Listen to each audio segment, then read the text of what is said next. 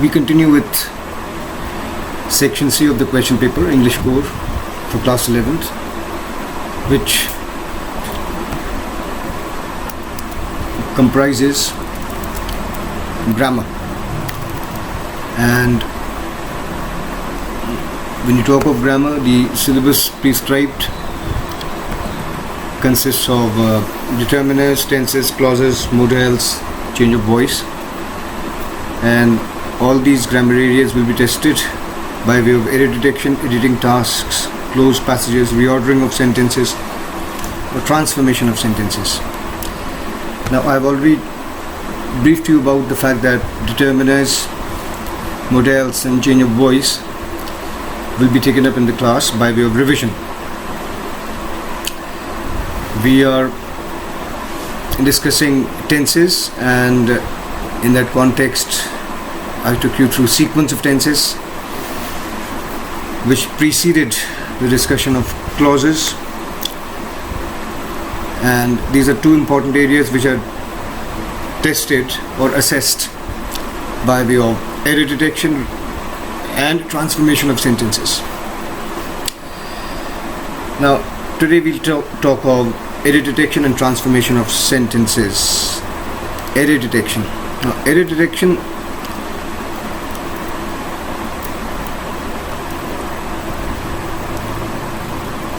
or error detection by way of editing tasks, which may be in the form of a sentence or a passage, will be based on, or can be based on, or is rather based on articles, prepositions, adjectives, adverbs, etc. However, here in this case we will confine ourselves to tenses and clauses, modals, and change of voice. Now, if we are thorough with error detection based on tenses, clauses, modals, and change of voice, we will be in a position to confidently transform sentences as directed, as per the directions given. Now, error detection based on tenses. We start with error detection based on tenses. Now,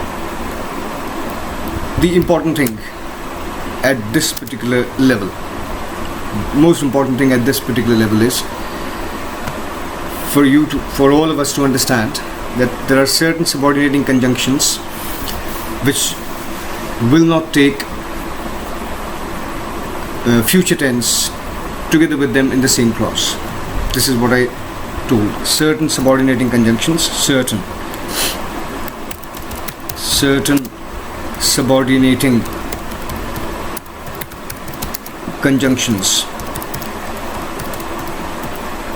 and will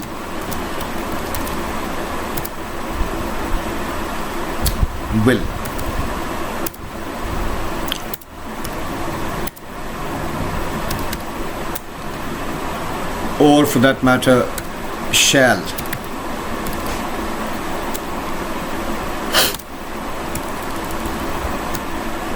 do not go together. This is what we've already do not go together. Do not go together. This is what we've already discussed. However, the more we discuss all this, the better it would be. Certain subordinating conjunctions, such words which introduce the subordinating clause or the dependent clause, such as when,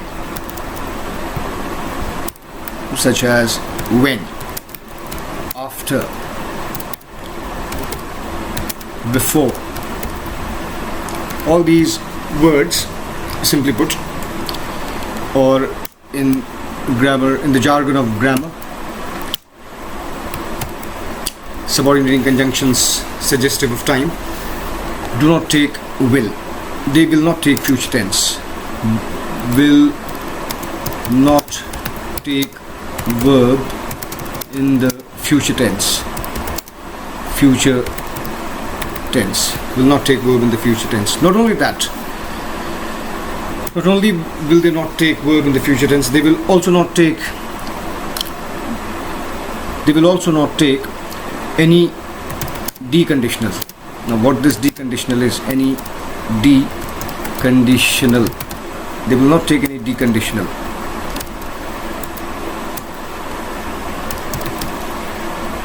They will not take any deconditional with them.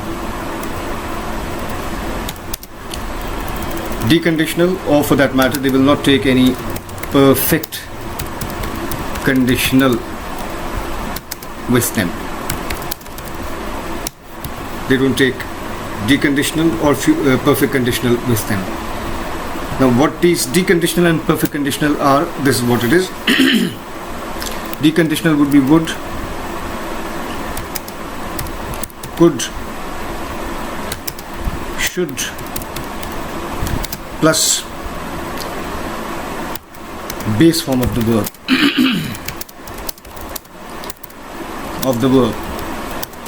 Base form of the verb. They will not take any deconditional. This is what deconditional is. It may also include might. It includes might as well. So would, could, should and might plus base form of the verb is equal to deconditional, which is not to be included, which is not, this is what it is. This is what is deconditional. Deconditional. This is what is deconditional. So any of these words suggestive of time will not take any deconditional together with them in the same clause. Similarly, they will also not take, all these subordinating conjunctions will also not take any perfect conditional. Any perfect conditional. Now perfect conditional is would, could,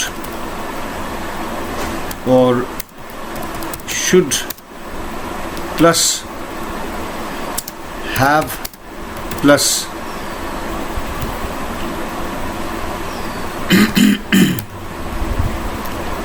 plus third form of the verb, plus third form of the verb. They will not take any perfect conditional either. So by way of brief recapitulation, such words which are suggestive of time, certain subordinating conjunctions such as after, before, when, till, until, they will neither take any deconditional nor any perfect conditional. Deconditional is would, could, should or might plus base form of the verb, and perfect conditional is would, could, should plus have plus third form of the verb. This is what we need to understand. For example, I cannot say, if you would lend me your camera, I would give you my notebook. If I would have known you were coming, I would have come to pick you up. All these are ungrammatical sentences. I'm repeating. I cannot say, for example, if I would work hard, I would get through the examination. Or if I would have worked hard, I would have got through the examination. All these are incorrect sentences. Why these are incorrect sentences? This particular thing has already been explained.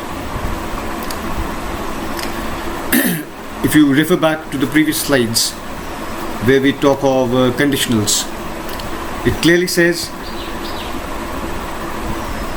these are exceptions to the rule that present and future tense in the main clause follow any tense in the subordinate clause. This is not the case. If the subordinating clause states condition, irrespective of the verb in the main clause, if the verb in the main clause is in present tense, the verb in the subordinate clause will always be in present tense. Hence the rule.